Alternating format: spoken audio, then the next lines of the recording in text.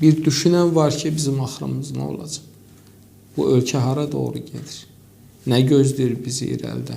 Ailə olmayandan sonra, əxlaq olmayandan sonra, mənəviyyat olmayandan sonra, tərbiyə olmayandan sonra nə olacaq bu cəmiyyətin axırı? Ölkəni saxlayan mənəviyyatdır, əxlaqdır, dəyərdir. Qohumluq münasibətləri bərbad, qonşuluq münasibətləri bərbad, ər-arvad münasibətləri bərbad. Qardaş bir-birini qırır, gəlin qaynana bir-birini qırır.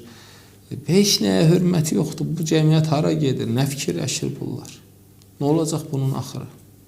Yəni bunun da hamısı yəni yerindən də duran dövləti söyür, dövləti təhqir edir.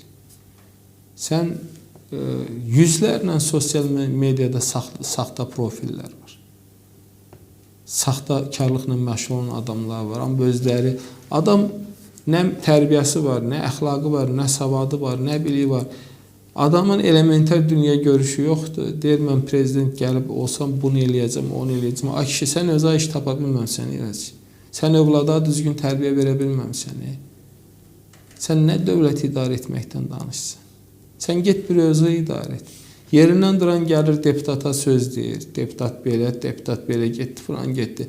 Sən bir özə bax ki, sən ya ziyalıya söz deyir. Sən birinci bir özə bax görüm sən kimsən? Hansı yolu keçməsən? Hansı savadın var? Hansı biliyin var? Hansı mədəniyyətin var?